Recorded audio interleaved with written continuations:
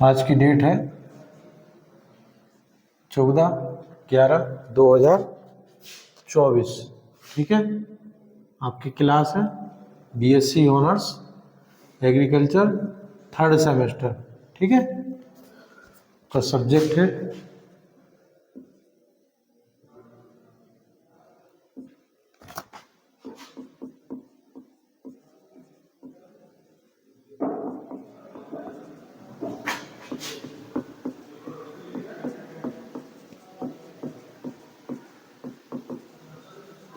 Fundamental of plant breeding. ठीक है, आपका जो टॉपिक चल रहा था, टॉपिक में आप पढ़ रहे थे रिकरेंट सिलेक्शन स्कीम्स।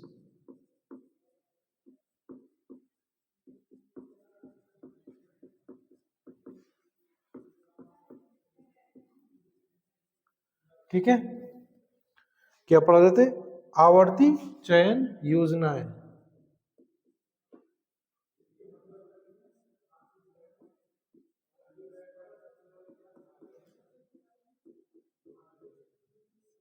ठीक है, रिकरेंट सिलेक्शन स्कीम, आवर्ती चयन योजनाएं। ठीक है, इसमें हम पढ़ रहे थे आपका हेटेरोसिस। क्या पढ़ रहे थे? हेटेरोसिस, संकर ओज। ठीक है, जिसमें हमने इसकी डेफिनेशन क्या है संकर ओज। ठीक है ना, उसके बाद हमने इसके प्रकार आपको बताए थे। ये 2 प्रकार का होता है, सत्य संकर ओज, असत्य संकर ओज। ठीक है, इसके बाद संकर ओज उत्पन्न होने के प्रमुख कारण भी बताए थे हमने आपको। ठीक है, जिसमें फिजियोलॉजिकल थ्योरी है, जिसमें है ग्रेटर बृहद आरंभिक भ्रूण परिकल्पना, उसके बाद आनुवंशिकवाद, उसमें कोशिका द्रव्यीय केंद्रीय प्रतिक्रिया, शरीर क्रियात्मक उद्दीपन या विषम युग्मजता परिकल्पना। ठीक है, जिसमें हमने आपको ईस्ट और हेज द्वारा बताया था, और एक डोमिनेंट हाइपोथेसिस भी लिखाया था ये प्रभावकारी परिकल्पना। ठीक है,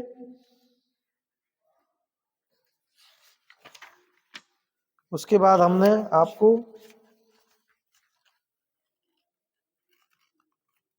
इसमें इफेक्ट बताए थे हमने आपको, higher yield, reproduction capacity, vigour, quality, maturity, disease और insect resistance, environmental effect, growth rate. ठीक है, ये मैंने आपको लास्ट क्लास में पढ़ा दिया था। ठीक है,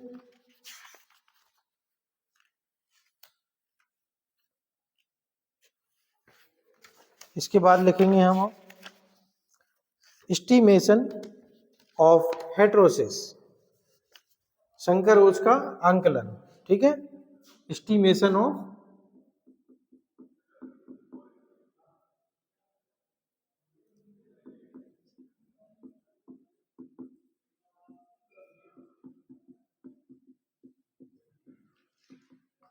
एस्टिमेशन ऑफ हेटेरोसिस यानी संकर ओज का आंकलन।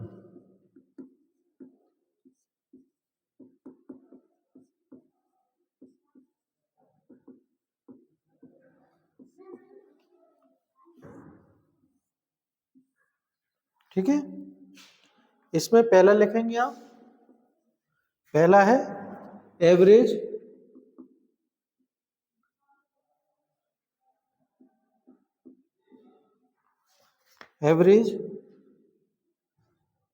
हेटेरोसिस,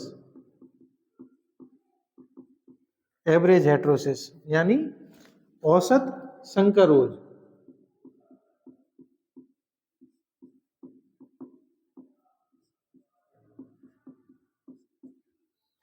ठीक है, इसमें लिखिए, इधर बैठ जाओ, प्रॉपर दिखता नहीं है ना, इस वाले स्टूल पे बैठ जाना है। इसमें लिखिए पहला एवरेज हेटेरोसिस, औसत संकर ओज। इसमें लिखिए जब संकर ओज का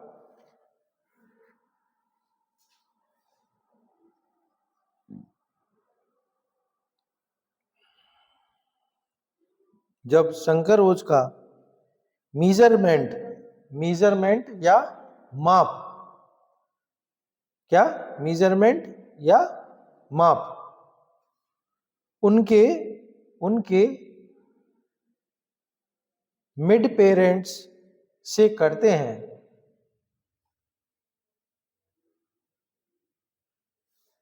मिड पेरेंट से करते हैं, या दो पेरेंट्स का एवरेज निकाला जाता है, दो पेरेंट्स का एवरेज निकाला जाता है, तो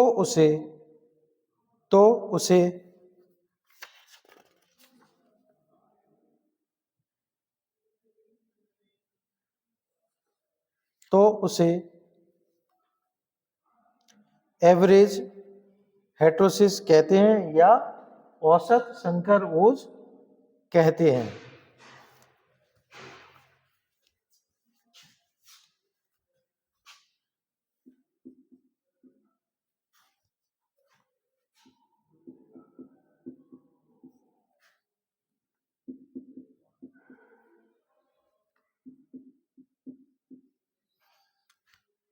ये लिख लेना उसके नीचे, ठीक है। इसके नीचे लिखिएगा, इसे रिलेटिव हेटेरोसिस कहा जाता है, इसे रिलेटेड हेटेरोसिस कहा जाता है।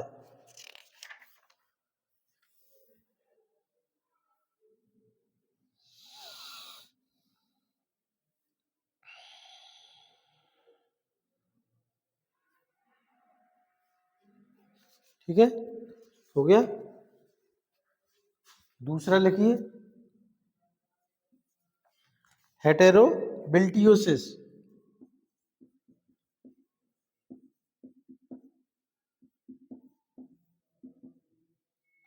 हेटेरोबिल्टियोसिस इसमें लिखिए,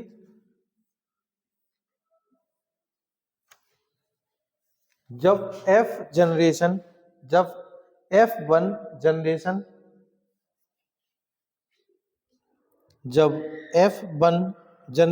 के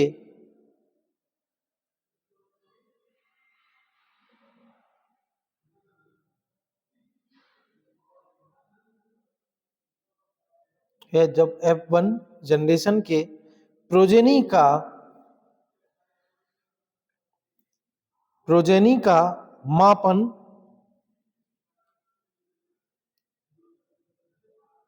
दूसरे अच्छे पेरेंट्स से किया जाता है,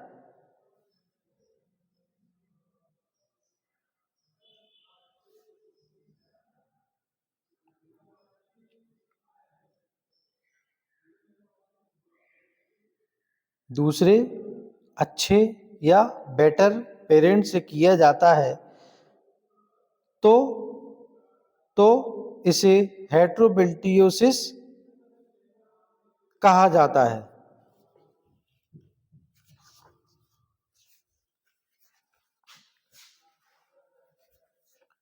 इसमें लिखेंगे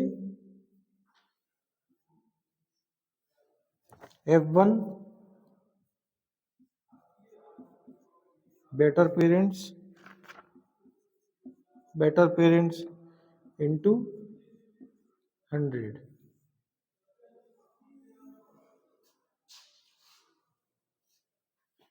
ठीक है, थर्ड नंबर लिखिए, यूजफुल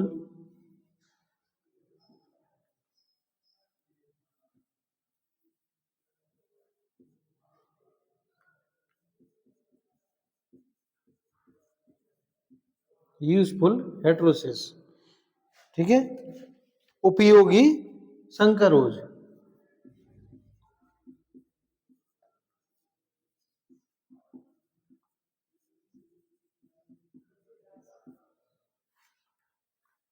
ठीक है, इसमें लिखिए, जब F1 generation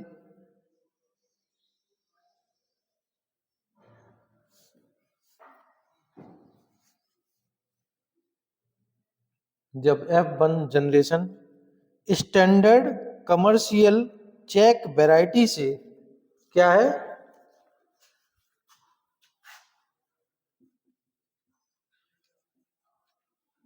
standard commercial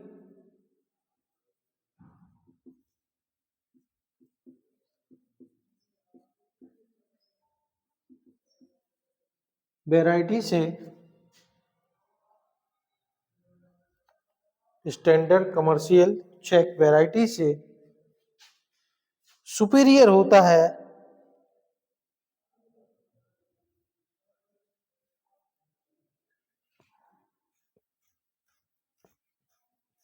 superior होता है इन दोनों का एस्टिमेशन किया जाता है, इन दोनों का एस्टिमेशन यानी आकलन किया जाता है। यही यूजफुल हेटेरोसिस या उपयोगी संकरोज कहलाता है।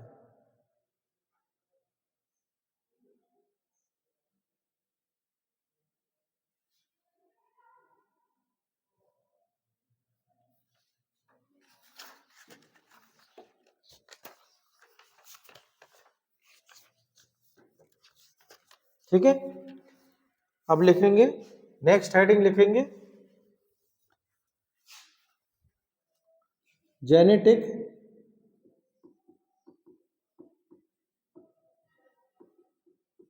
बेसिस ऑफ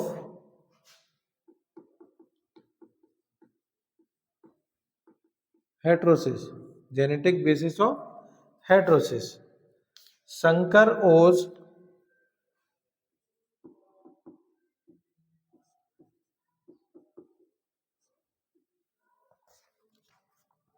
का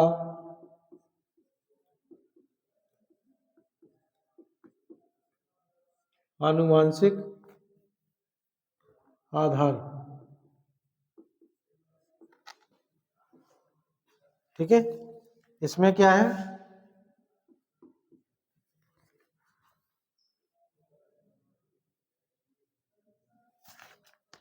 डोमिनेंस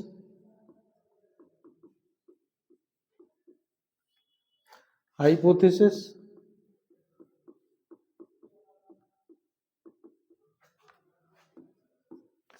बी है ओवर डोमिनेंस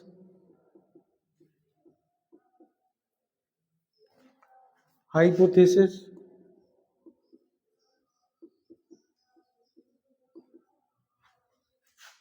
सी है एपिस्टेटिस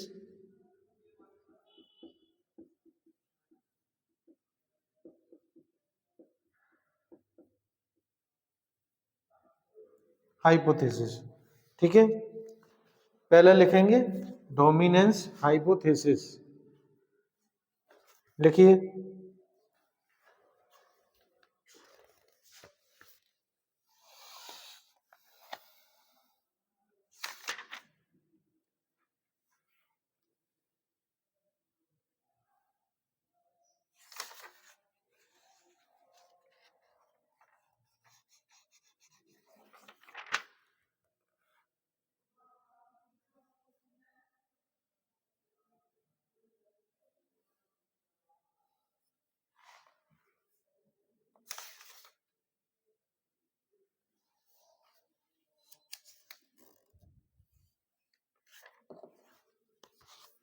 में लिख लेना आप, डोमिनेंस में प्रभाविता परिकल्पना।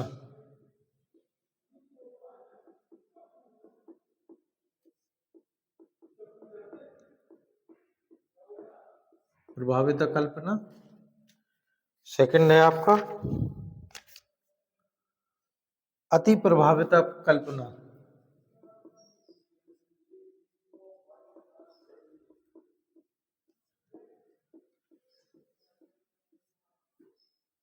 परिकल्पना।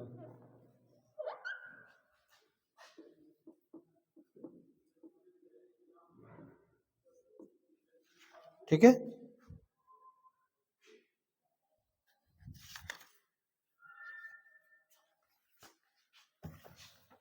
अभी कुछ लिखना, फिर उसके बाद पहले लिखना, ठीक है।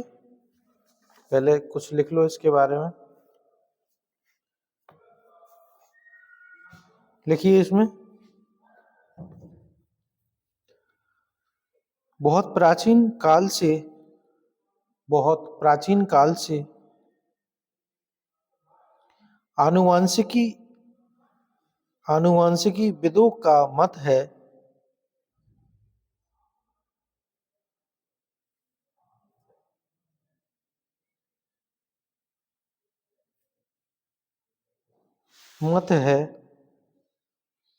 कि संकर ओज आनुवांशिकीय कारकों द्वारा नियंत्रित होती है, कि संकर ओज आनुवांशिकीय कारकों द्वारा नियंत्रित होती है। अतः संकर ओज का आनुवांशिक आधार पर वर्णन करने के लिए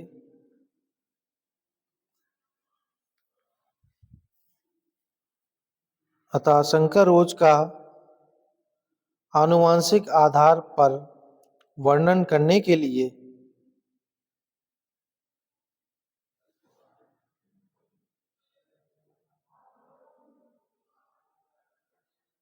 विभिन्न वैज्ञानिकों ने समय समय पर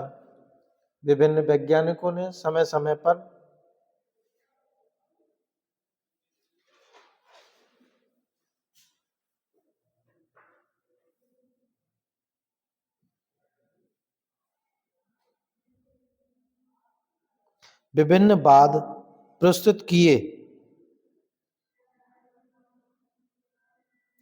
जिनमें से कुछ प्रमुख वाद इस प्रकार हैं।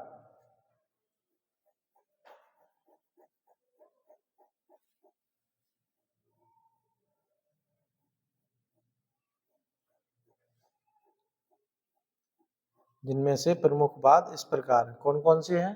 पहला है डोमिनेंस हाइपोथेसिस, दूसरा है ओवरडाइट डोमिनेंस हाइपोथेसिस, तीसरा है एपिस्टेसिस हाइपोथेसिस। ठीक है ना। तो हम लिखेंगे पहला डोमिनेंस हाइपोथेसिस।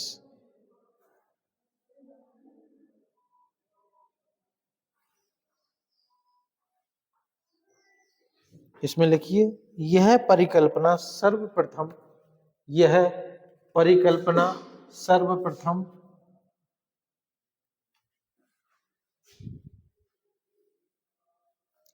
डेवेनपोर्ट, क्या लिखेंगे? सीवी डेवेनपोर्ट, सीवी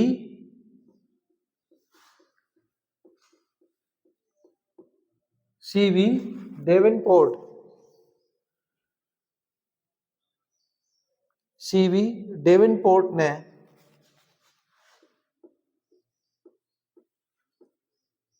सीवी डेवेनपोर्ट ने 1908 में प्रस्तुत की थी।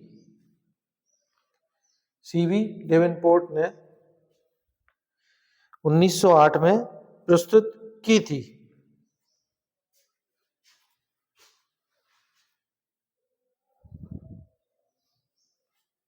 लिखिएगा ब्रूस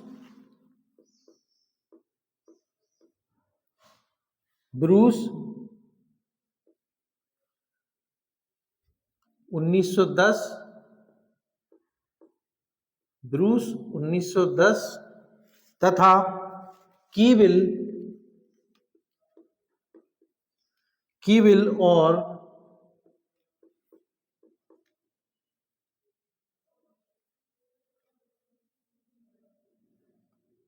पिल्यू, PLYU, पिल्यू 1910 में इसकी विस्तृत व्याख्या की थी।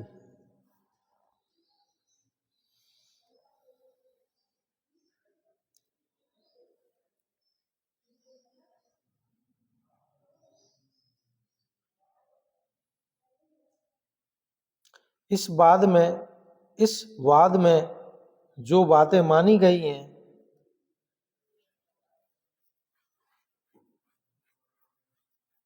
इस वाद में जो बातें मानी गई हैं,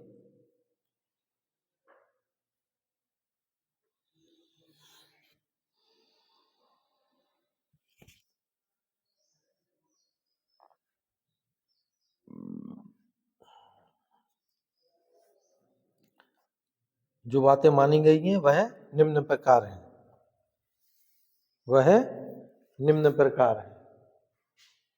तो लिखिएगा रोमन में पहला,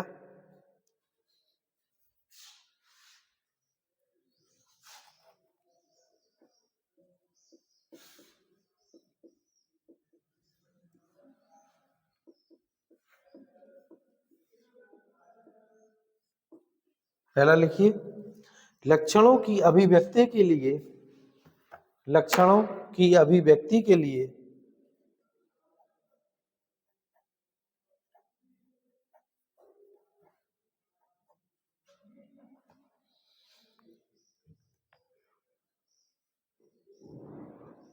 लक्षणों की अभिव्यक्ति के लिए प्रभावी जीन्स लाभदायक होते हैं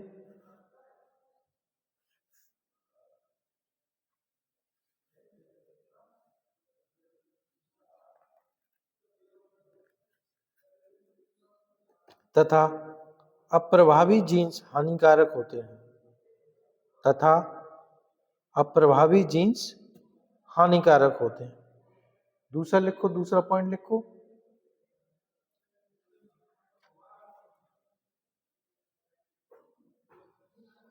संकर ओज को नियंत्रण करने वाली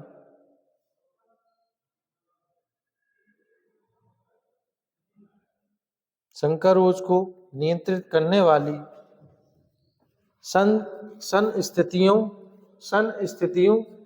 संस्थितियों को लिखेंगे लोकाई, लोकाई संस्थितियों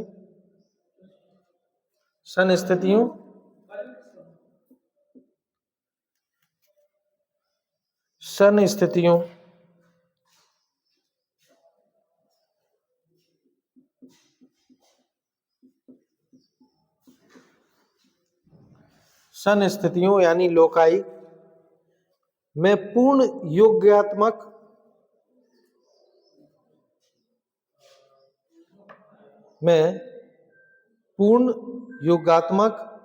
यानी एडिटिविटी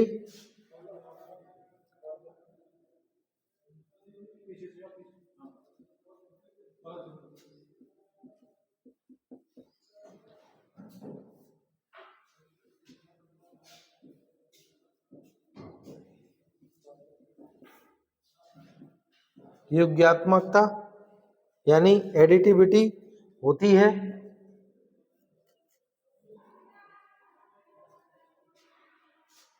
तथा उनमें अभिभाव यानी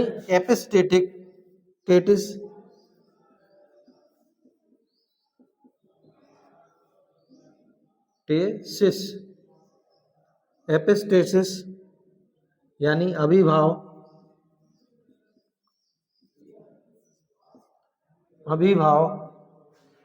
नहीं होती है। तीसरा पॉइंट लिखिए,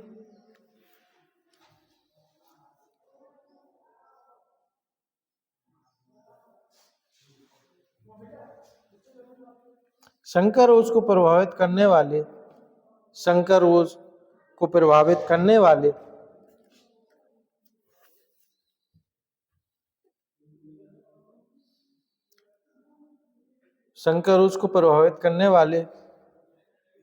सभी जीनों में स्वतंत्र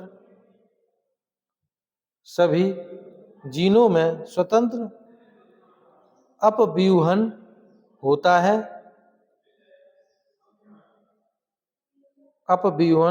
है तथा उनमें सहलग्नता नहीं होती है।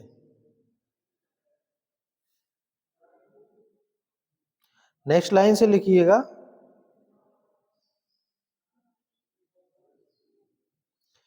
यदि A B C D E, capital लिखिएगा, यदि ए बी सी डी ई उपज के लिए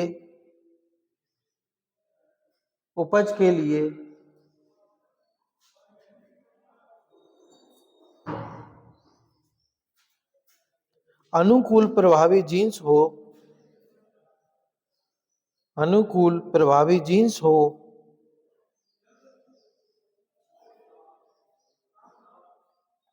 और अंतःप्रजात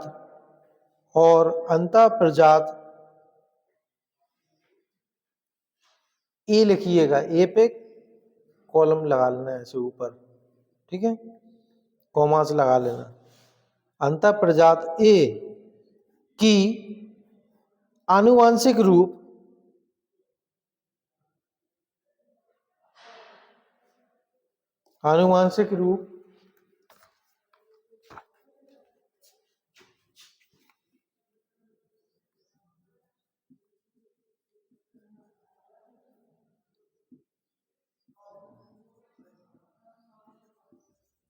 ए ए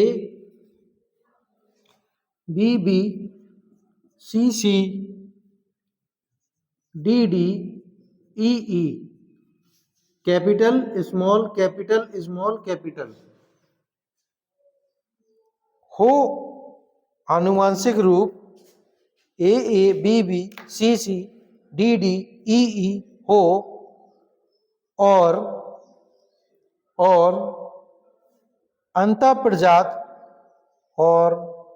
अंतःप्रजात बी सेमी commerce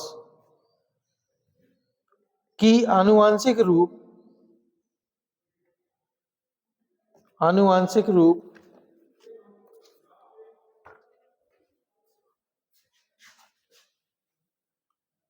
A A B B C C D D E E, small capital small हो तो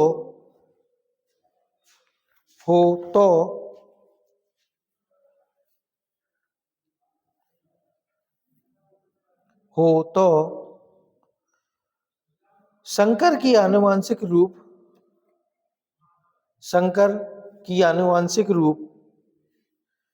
निम्न प्रकार से होगी। कैसे होगी?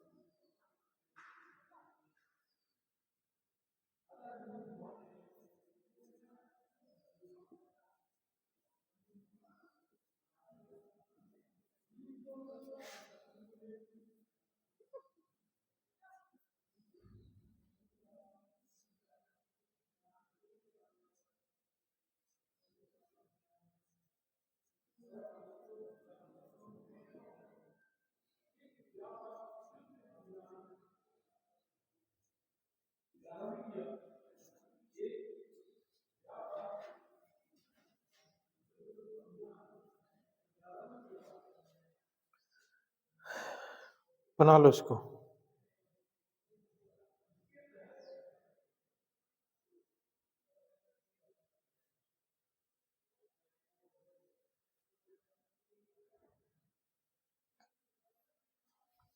इसके नीचे लिखिए, उपरोक्त संकरण से स्पष्ट है कि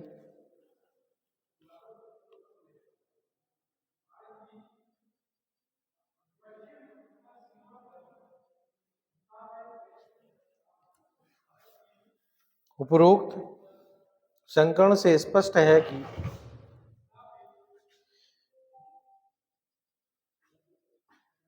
संकर्ण से स्पष्ट है कि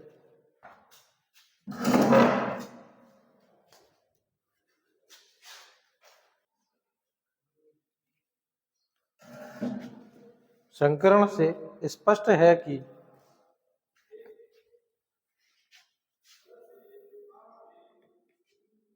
एक जनक में 3 प्रभावी जीन है। एक जनक में 3 प्रभावी जीन है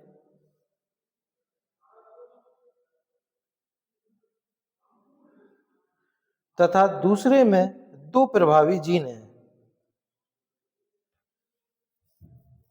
तथा दूसरे में 2 प्रभावी जीन है। जबकि F1 में 5 प्रभावी जीन हैं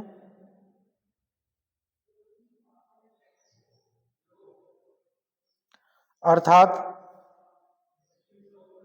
F1 में किसी भी जनक से अधिक प्रभावी जीन्स हैं।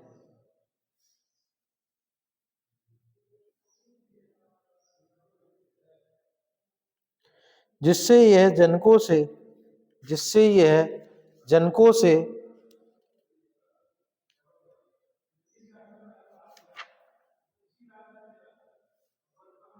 अधिक ओजस्वी होता है।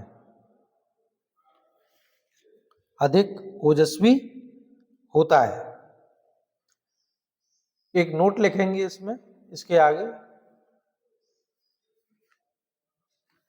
संकर ओज एवं विषम युग्मजता यानी हेट्रोजाइगोसिटी, हेट्रोसिस और हेट्रोजाइगोसिटी का आपस में प्रत्यक्ष संबंध होता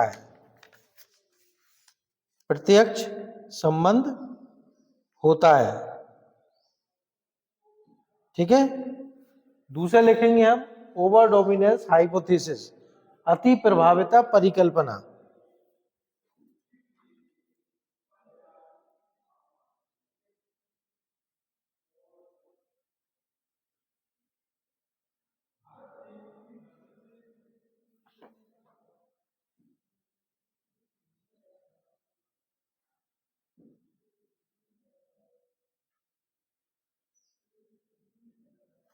लिखो इसमें, संकर ओज का आनुवांशिक आधार पर वर्णन करने के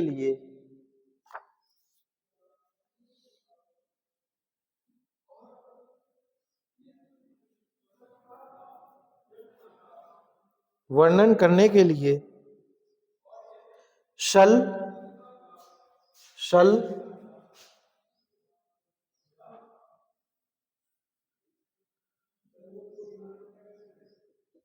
सन 1908 और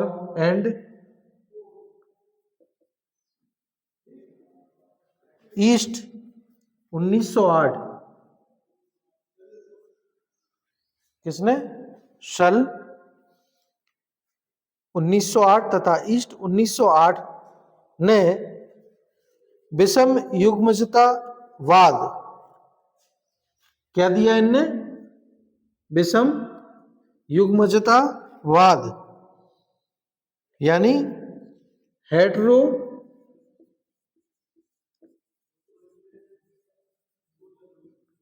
जाइगोसिस थ्योरी, हेट्रोजाइगोसिस थ्योरी यानी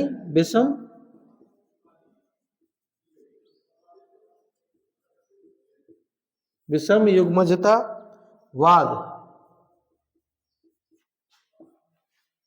क्या लिखा? सन 1908 तथा ईस्ट 1908 ने विषम युग्मजतावाद हेट्रोजाइगोसिस थ्योरी प्रस्तुत किया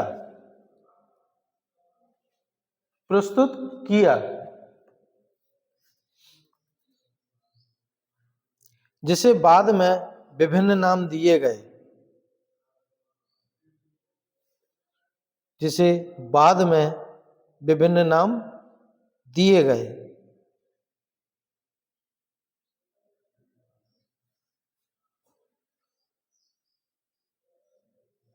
तथा हल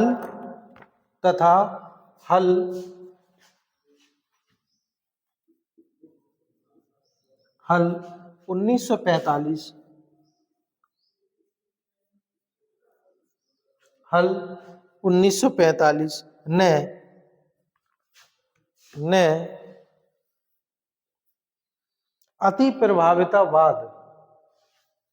ने अति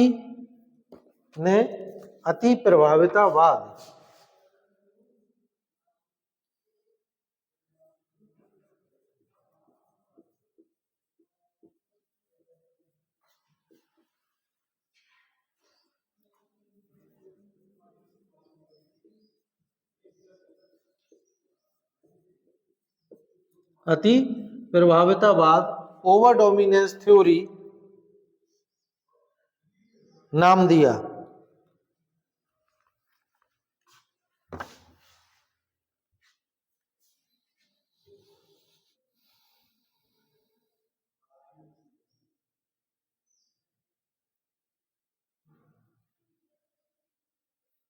नेक्स्ट लाइन से लिखिए इसी में, जब विषम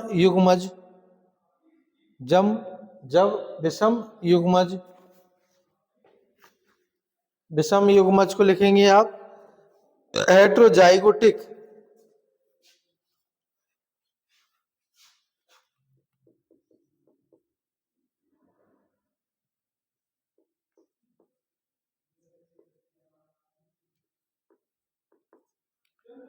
हेट्रोजाइगोट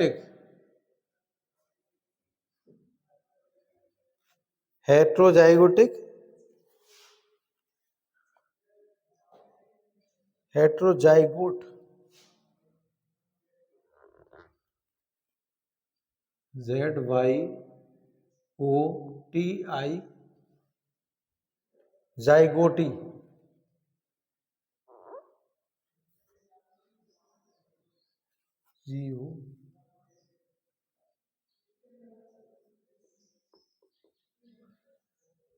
हेट्रोजाइगोटी ए क्या लिखा, विषम युग्मज हेट्रोजाइगोट ए कोष्टक बंद कर देना, सम युग्मज होमोजाइगोट, ये हेट्रोजाइगोट है,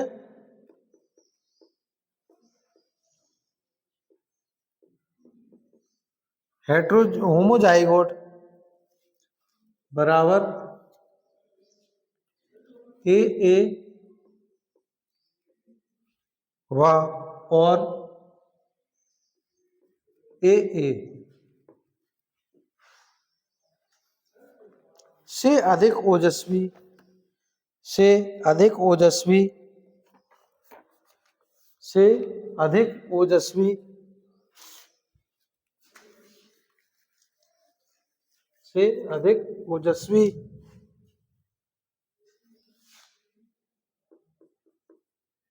ए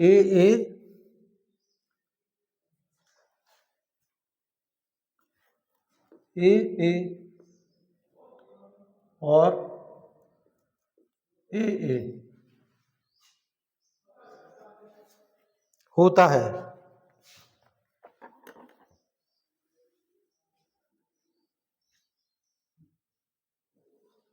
तो उस क्रिया को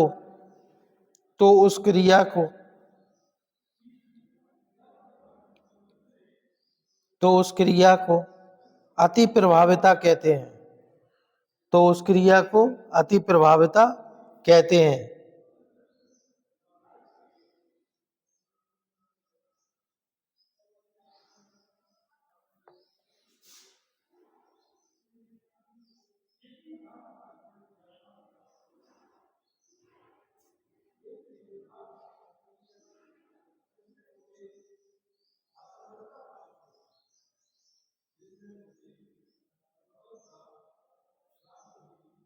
अति प्रभाविता कहते हैं। तथा अति प्रभाविता तथा अति प्रभाविता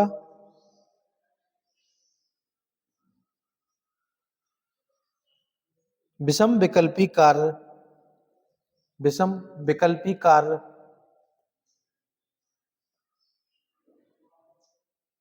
तथा कार्य किए उत्तेजना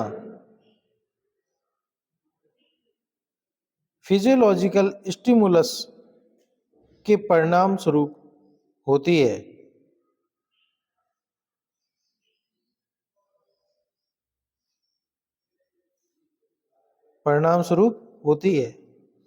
दूसरे प्रत्येक संस्थिति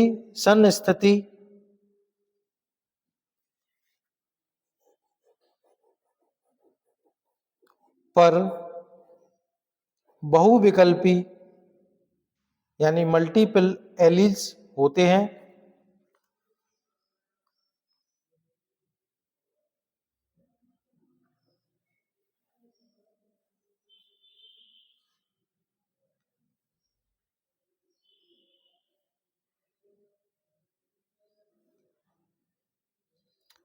इनमें प्रत्येक का अपना प्रभाव होता है। इनमें प्रत्येक का अपना प्रभाव होता है तथा जैसे जैसे विकल्पियों में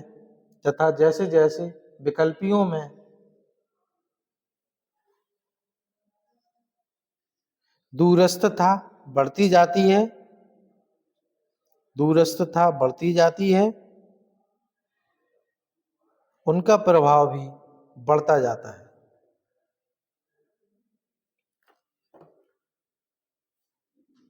अब लिखिए तीसरा, एपिस्टेसिस हाइपोथेसिस, अभिभाव परिकल्पना।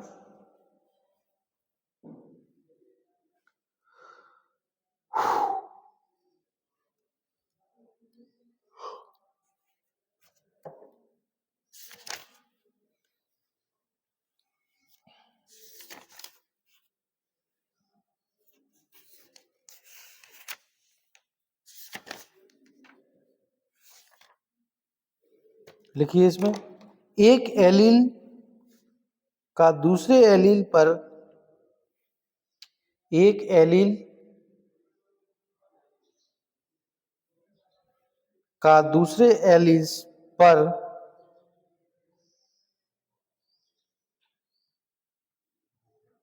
प्रभाव दर्शाना ही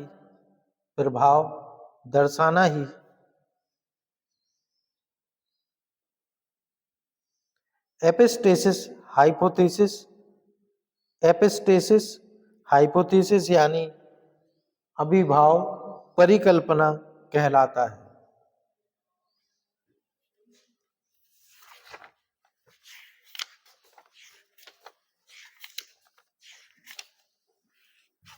ठीक है, नेक्स्ट हेडिंग डालो, लास्ट हेडिंग,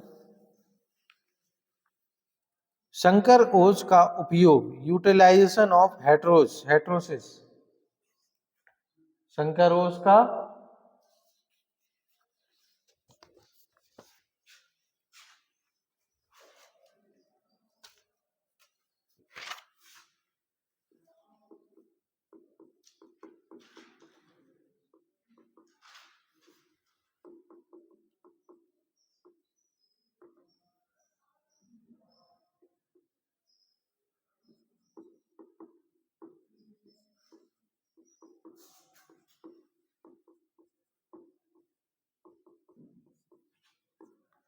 लिखिए इसमें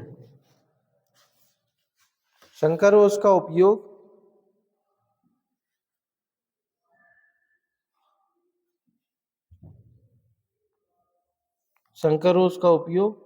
पौधों तथा जंतुओं के उत्थान में बहुत महत्वपूर्ण है।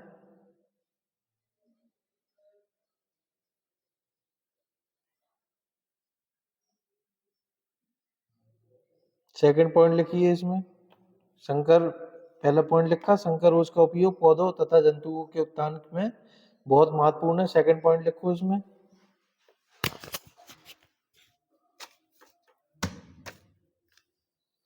पौधों में संकर रोज का सबसे अधिक उपयोग मक्का में किया गया।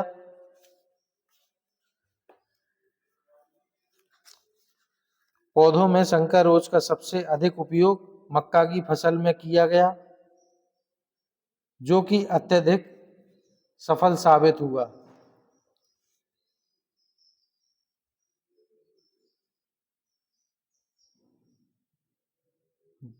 नेक्स्ट पॉइंट लिखिए। दूसरी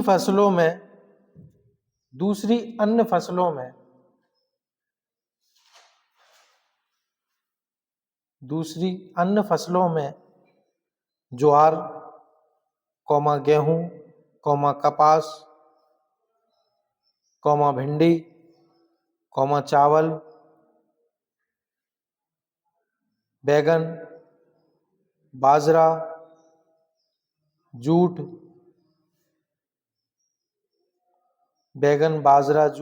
प्याज, टमाटर, वनस्पति उत्पादन वाले पौधे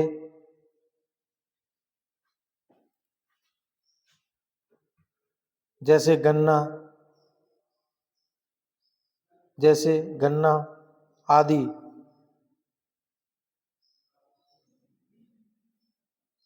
क्या लिखा? वनस्पति उत्पादन वाले पौधे जैसे गन्ना, अन्य फंजाई जैसे पेनिसिलिन आदि में प्रदर्शित किया गया है।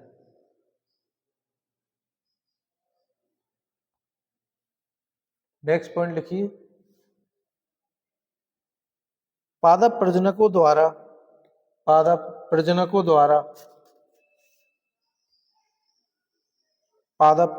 द्वारा विकसित अन्य सभी किस्मों की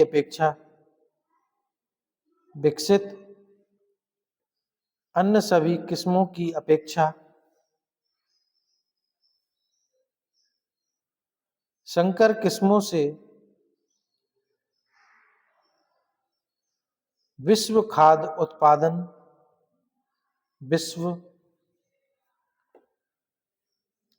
उत्पादन सर्वाधिक प्रभावित हुआ है।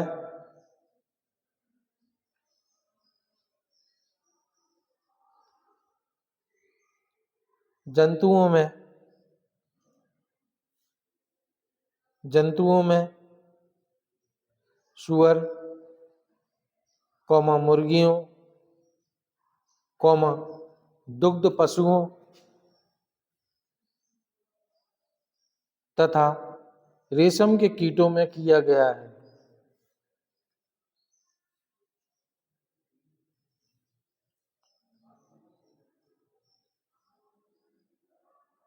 नेक्स्ट पॉइंट लिखिए। जानवरों में संकर ओज का उदाहरण।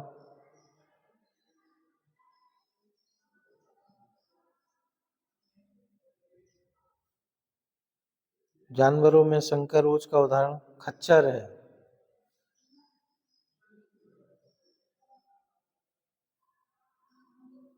खच्चर घोड़े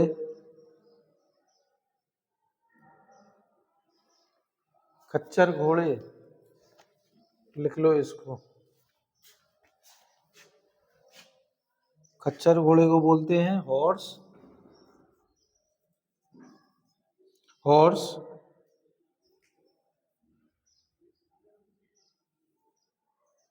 इक्वियस,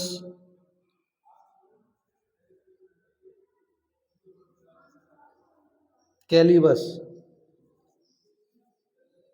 क्या बोलते हैं? हॉर्स, इक्वियस, कैलिबस। किसको बोलते?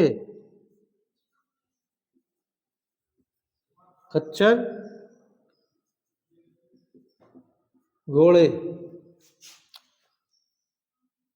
और गधी एस, इक्वियस, एसिनस के संकरण क्या बोलते हैं इसको, गधी।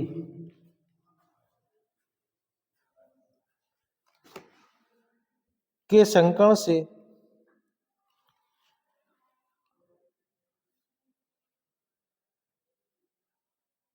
खच्चर, घोड़े और गधी के संकर्ण से उत्पन्न होता है।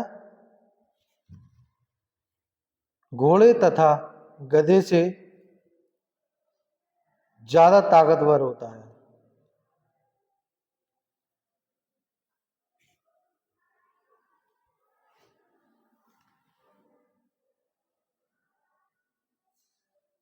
ठीक है, ये हो गया आपका हेट्रोसिस, हेट्रोबिल्टियोसिस। संकरोच का आंकलन, संकरोच के आनुवंशिक आधार और संकरोच का उपयोग।